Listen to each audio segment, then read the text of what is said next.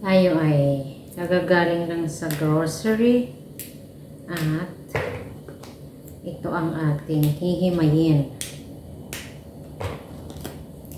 Mag-imbak tayo ng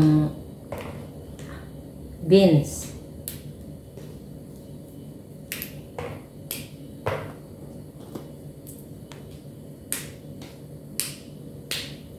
Ganito ang ginagawa dito. Bumibili ng marami.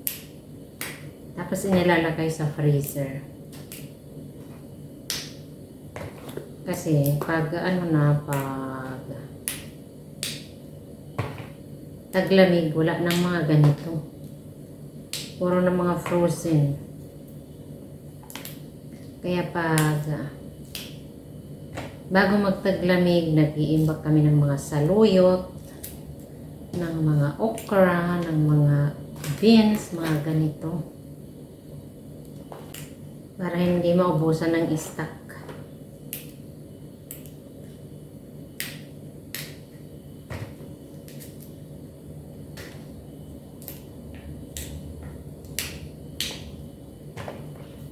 At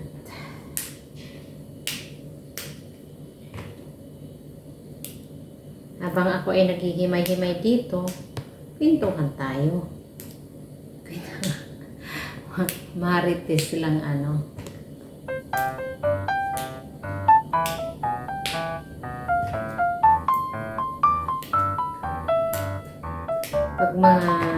pag mga weekend, ganito kami talaga. Yung pag Sabado, kadalasan talaga ganyan ang pamamalingki namin. Para sa pang isang linggo na yun. Marami talaga yung mga kagandahan ko, no? Sasabihin nila na ang malaki ang aibag, hindi natutulog. Bakit ako? Nasobrahan ng tulog. Ganyan talaga ang ipinamana sa akin. Kasi nakikita ko rin yan sa mga matanda doon sa amin, sa mga kalululuhan ko. Mga kalululuhan ko, wala na nga lang akong picture kasi hindi naman uso sa bundok ang camera. Hindi naman, tsaka wala pa yan noon. Kaya wala akong mga souvenir na mga picture. Wala akong ebidensyang ipapakita. Memories ko na lang yun. Pinagsasabi ko, no? Naggagawa lang ng para habang may ginagawa. Sabi nga, pag ikaw mag-YouTube, kahit nakaupo ka lang, mag-video ka para meron ka lang i-upload. Yep. Ayan.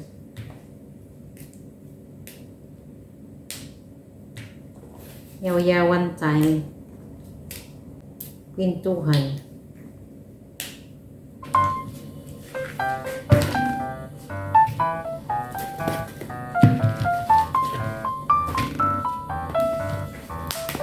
Dito naman tayo sa isa.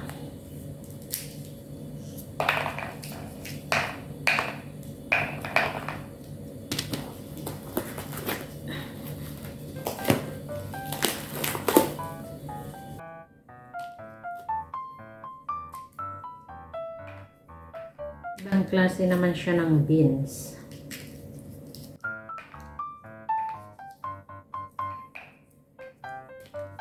Anong tawag nito? Faba beans.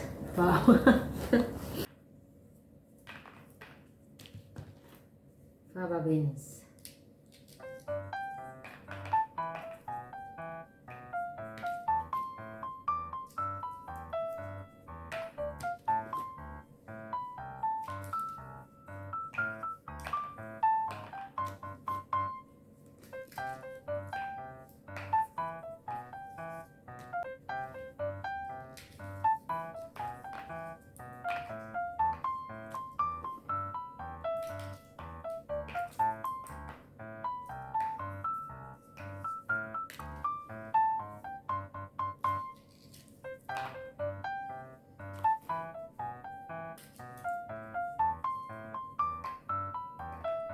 Yung isang box na ganito is isang lutuan lang.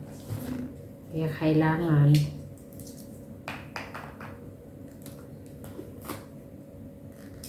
maghimay pa ng marami para magkaroon ng stock.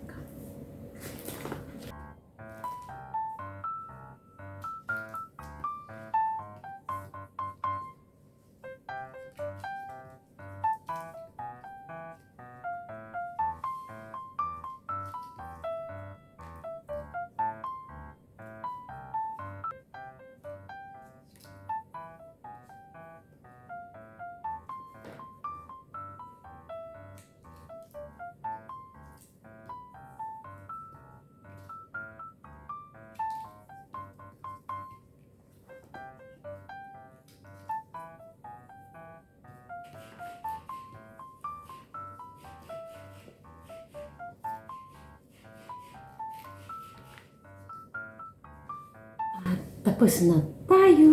Tada! Maraming salamat sa inyong lahat.